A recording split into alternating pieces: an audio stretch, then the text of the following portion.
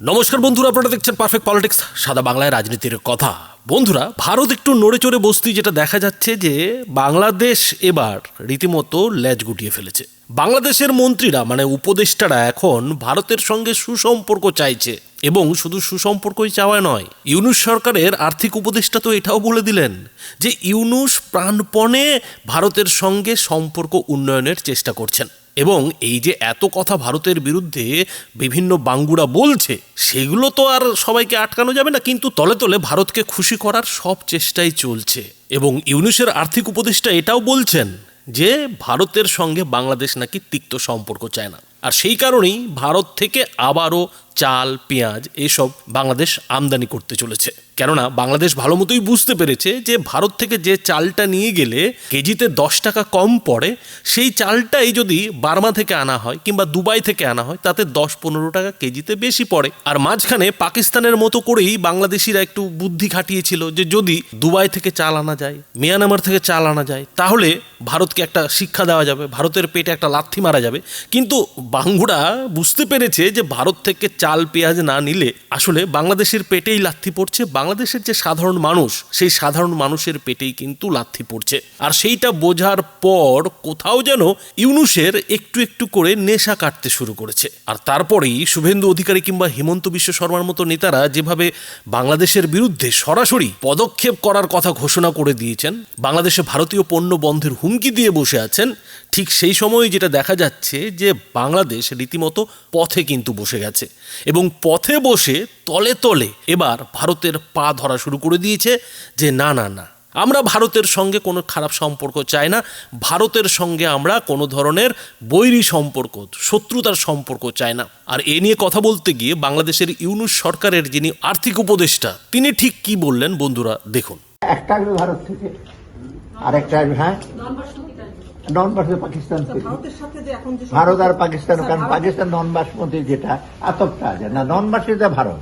ভারতের সাথে এখনকার যে রাজনৈতিক সম্পর্ক দেখা যাচ্ছে, এই অর্থনৈতিক সম্পর্কগুলি থেকে আসলে কি হবে পরবর্তী ভারতের না, আমি বলে শোনেন, আমি কিন্তু অর্থনীতিটা সবসময় বলি যে আমাদের যে ট্রেড আর পলিটিক্সটা আলাদা করে দেখতে হবে। ওখানে ডিপ্লোম্যাটিক অনেক কিছু থাকবে, ডিপ্লোম্যাটিক আপনার নাইস সিটিজ আছে, অনেক সেন্সিটিভ, কিন্তু আমার ট্রেডটা তো কমপ্লিট। আমার এই যে ভারত থেকে যদি চাল না আনি, এখন আমি যদি ভিয়েতনাম থেকে আনতে যাই আরো 10 টাকা করে বেশি লাগবে, আমি এই জন্য ভারতে চটেতে ওখান থেকে আনবো না। আমরা এটা কম্পিটিটিভ প্রাইস হতে হবে না, রাজনীতি আরো ভালো হবে। আমি চাল আনতেছি শুনলে একটু খুশি হবে কালকে। না, রাজনৈতিক সম্পর্ক এখনো মোটামুটি, আপনি জানেন ফরেন এসে তো সবসময় রেটোরিক্স অনেক বেশি হয়। পলিটিশিয়ানরা যেমন রেটোরিক্স করে, আপনি জানেন তো পলিটিশিয়ানদের কথা কথা বলে বাসায় গিয়ে আমাকে ডাক বলছি, এত বলার জন্য বলছি। তো সেরকম রেটোরিক্স হচ্ছে। তবে আমি বিশ্বাস করি যেটা একটা খুব একেবারে ইস্যুতে যাবে না। আমরা উই আর ট্রাইং। আমরা কিন্তু এই জন্য তো আমার প্রমাণ যে আমি ভারত থেকে এর আগে এনেছি কিছুদিন আগে পেঁয়াজের ব্যাপারে একটু দেরি হয়ে গেছে পেঁয়াজটা অ্যালাউ করতে, হয়তো আরো কম, কারণ ভারত ওখানে পেঁয়াজ ছিল, ওরা 5 টাকা 10 টাকাও বিক্রি করতে পারে না, জমি ছিল না। তো এখন তাড়াতাড়ি কমার্স মিনিস্টার থেকে বলতে আনতে পারে। রাজনৈতিক ডিপ্লোমেসি আর কি, সেটাকে উন্নত করার জন্য বা আরেকটু বেটার করার জন্য অন্তর্বর্তী সরকার কাজ করবে। অর্থনৈতিকটা পরিষ্কার হচ্ছে স্যার, যেটা আপনি বললেন। না, সে রাজনীতিটা খুব কাজ হচ্ছে, অথবা একটু পরে জানতে পারবেন ভারতের ব্যাপারে। আমাদের চিফ অ্যাডভাইজার রিচড আউট, উনি থাকা তো ডিটেল বলা যাবে না। আমি কথা বলেছি নিজে বা ভারতের হাই কমিশনার রিয়াজ হামিদুল্লাহ, আমি তো চিনি ওকে। সে বলেন না স্যার, আমরা উই আর ট্রাইং হার্ড। মানে বাইরে আপনারা যত শুনেন কি হয়ে যাচ্ছে হয়েছে, কিছু কিছু তো বক্তব্য আসে, এগুলো তো আমরা কন্ট্রোল করতে পারবো না। আপনারা তো প্রেসের স্বাধীনতা চান। না না, সেটাই আমি বলছি, এগুলো যারা বলছে এগুলো তো আমাদের জন্য হচ্ছে কমপ্লিকেট করে ফেলছে, তাই না? এগুলো যে আমাদের ন্যাশনাল ফিলিং তো না, এটা আমরা কেউই চাই না তো পার্শ্ববর্তী দেশের সাথে, কোনো দেশের সাথে তো এগুলো ওই রেটরিকগুলো অনেক সময় আমাদের, আবার ওরাও আবার ঠিক ওটা একটু মূল্যায়ন করে, যেটা সবাই তো এটা মিট করে না। যেটা আপনার শোনেন না যে কি হবে কোন দেশ এসে, হ্যাঁ ডেফিনেটলি না, খারাপ তো হয় না কিছু। সরকার পক্ষ থেকে কি কোনো এই ধরনের বন্ধ না, করা, হ্যাঁ। রাজনৈতিক বক্তব্যকে বন্ধ করার জন্য তো কোনো এটা চেষ্টা করা হচ্ছে, সবই কি বন্ধ করে এখন যারা ওই দিন গেলে ধরুন একজন গিয়ে এখান থেকে ওটাকে কেমনে থামাবে? স্যার, চিফ অ্যাডমিনিস্ট্রেটরের সাথে যে কথাগুলো বললেন সেটা কি বাংলাদেশের দূতাবাসে নাকি না, শিকারবাদী সাহেব কথা বলছে, ওনার তো বন্ধু বান্ধব আছে যাদের সাথে ভারতের গভীর সম্পর্ক। ভারতের প্রধানমন্ত্রীর সাথে সর্বজনা ভারতের সাথে না, আছে যারা সম্পৃক্ত আছে ভারতের সাথে, তো আদার কান্ট্রি। তো বন্ধুরা বুঝতেই পারছেন যে বাংলাদেশ কিন্তু রীতিমতো ভারতের সামনে এবার হাঁটু গেড়ে বসে গেছে। এখন কথা যেটা হচ্ছে যে বাংলাদেশের এই যে হাঁটু গেড়ে বসা, এর পেছনে কোন খেলা রয়েছে? সত্যি সত্যি কি বাংলাদেশ ভারতের সঙ্গে সুসম্পর্ক চাইছে? বাংলাদেশের ইউনূস সরকার কি সত্যি সত্যিই ভারতের সঙ্গে বন্ধুত্বের সম্পর্ক রেখে চলতে চাইছে, নাকি ফাটাবাসে পড়ে ইউনূস তার রং সাময়িকভাবে বদল করে ফেলছে? বন্ধুরা, আপনারা জানেন যে এই মুহূর্তে বাংলাদেশে ভারত বিরোধী অপপ্রচার প্রচণ্ডভাবে হচ্ছে, এবং সেই অপপ্রচারটা বেড়ে গেছে কখন থেকে? যখন থেকে সেই ইনকলাব মঞ্চের নেতা হাদির মৃত্যু হয়েছে, তাকে যখন থেকে হত্যা করা হয়েছে, তখন থেকেই কিন্তু বাংলাদেশের যারা ভারত বিরোধী অর্থাৎ কট্টরপন্থী, যারা জঙ্গিপন্থী ইসলামিক নেতারা, তারা ভারতকে নানাভাবে অপবাদ দিচ্ছে। তারা বারবার এই হাদির মৃত্যুর জন্য ভারতকে দায়ী করছে, আর তাতে মানে বেহতি গঙ্গাতে হাত ধুয়ে বসে ইউনূস বেশ মুচকি মুচকি হাসছে। কিন্তু দিন যত গড়াচ্ছে ততই কিন্তু আস্তে আস্তে ঘোলা জল পরিষ্কার হচ্ছে, আর সেই ঘোলা জল যখন পরিষ্কার হচ্ছে তখন কিন্তু অন্য ঘটনা উঠে আসছে, অন্য ব্যাপার কিন্তু উঠে আসছে। আর সেই অন্য ব্যাপারটা কি? যেটা দেখা যাচ্ছে যে আসলে এই যে হাদির মৃত্যু, সেই মৃত্যুর পেছনে কিন্তু বাংলাদেশের ইউনূস সরকারেরই একটা খেলা আছে। আর এই কথাটা আমরা বলছি না, ভারতীয়রাও বলছি না, কিন্তু এই কথাটা বলছেন খোদ হাদির দাদা। আর হাদির দাদা এই যে হাদির হত্যাকাণ্ড, সে নিয়ে ইউনূস সরকারকে দায়ী করতে গিয়ে ঠিক কি বলেছেন বন্ধুরা, সেটাও দেখুন।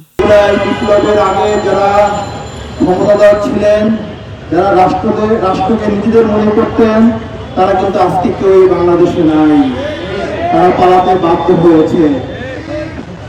ওসমান হাদির বিচার যদি না হয়, আপনারাও একদিনে বাংলাদেশ থেকে পালাতে বাধ্য হবেন। বাংলাদেশের কোটি কোটি মানুষ ওসমান হাদির বিচারের অপেক্ষায় আছে।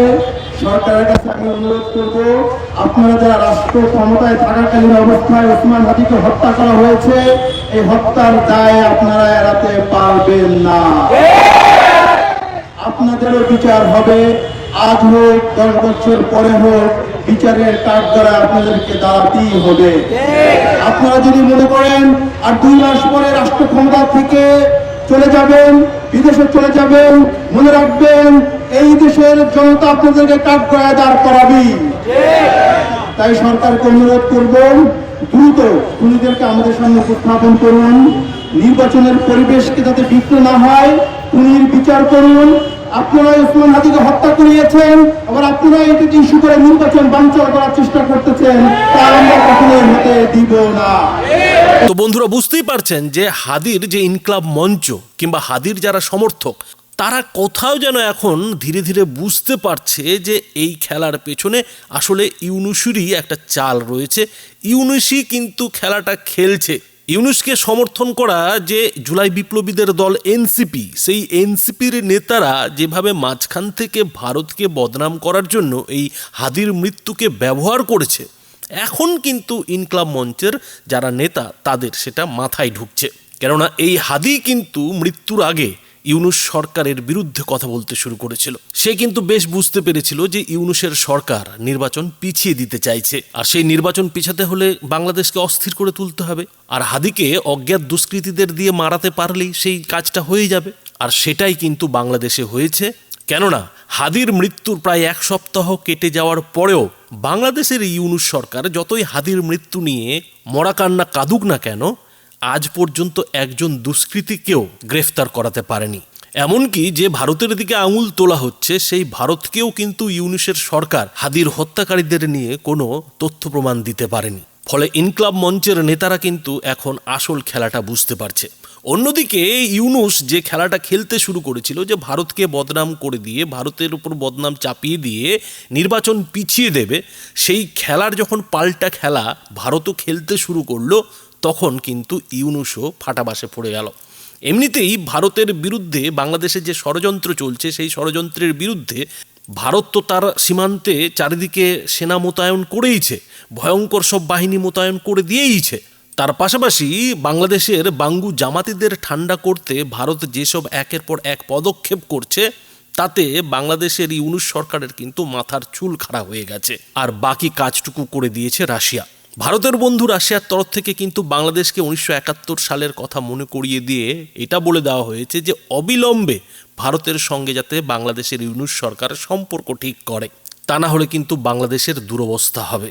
আর এই যে একে একে বিভিন্ন দেশের ভারতকে সমর্থন করা, তাতেই বাংলাদেশ বুঝতে পেরেছে যে পাকিস্তানকে সামনে রেখে বাংলাদেশ যতই ভারতের বিরুদ্ধে নাচার চেষ্টা করুক না কেন, ভারতকে হুমকি দেওয়ার চেষ্টা করুক না কেন, পাকিস্তান ছাড়া বাংলাদেশের পাশে যে আর কেউ নেই সেটা কিন্তু বাংলাদেশের কাছে ধীরে ধীরে, বাংলাদেশের ইউনূস সরকারের কাছে ধীরে ধীরে পরিষ্কার হচ্ছে।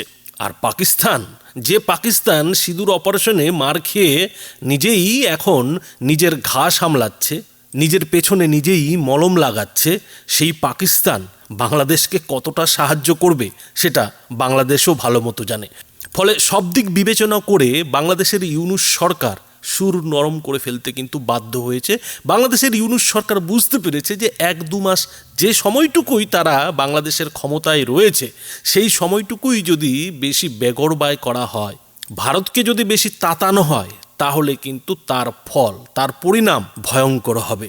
বাংলাদেশের ইউনূস সরকার এটা ভালো মতোই বোঝে যে ভারত অত সহজে বাংলাদেশের উপর আক্রমণ করবে না, বাংলাদেশে হামলা চালাবে না। আর সেই জন্যই কিন্তু বারবার ভারতকে ধৈর্যের পরীক্ষা দিতে হচ্ছে। বাংলাদেশি বাঙ্গুদের নানান নাচন কোদন কিন্তু বাংলাদেশ সহ্য করে যাচ্ছে, কিন্তু বাংলাদেশের ওপর ভারত যদি আক্রমণ করতে বাধ্য হয়, আঘাত হানতে বাধ্য হয়, সেই আঘাত কিন্তু বাংলাদেশের জন্য শেষ আঘাত হয়ে দাঁড়াবে। আর সেইটা বুঝতে পেরেই ইউনূসের কোথাও যেন মনে হচ্ছে যে এই মুহূর্তে ভারতকে হয়তো আর বেশি খচানো ঠিক হবে না, কেননা ভারতেও এই নিয়ে কথাবার্তা শুরু হয়ে গেছে। শুভেন্দু অধিকারী, হিমন্ত বিশ্ব শর্মার মতো নেতারা যখন মুখ খুলে ফেলেছে, বলা যায় না কবে মোদী সরকার কি করে ফেলবে। ফলে ইউনূস কিন্তু এবার হাঁটু মুড়ে ভারতের পায়ে তেল লাগাতে শুরু করে দিয়েছে। আর সেই যে তেল লাগানোর ব্যাপারটা, সেটা বাংলাদেশি মিডিয়া স্বীকার করুক আর না করুক, ইউনূসের যিনি আর্থিক উপদেষ্টা, তিনি কিন্তু পরিষ্কারভাবে জানিয়ে দিচ্ছেন। তো বন্ধুরা, এই বিষয়ে আপনাদের কি মতামত? আপনাদের মতামত অবশ্যই এই ভিডিওটির নিচে কমেন্ট বক্সে লিখে জানাবেন। ধন্যবাদ।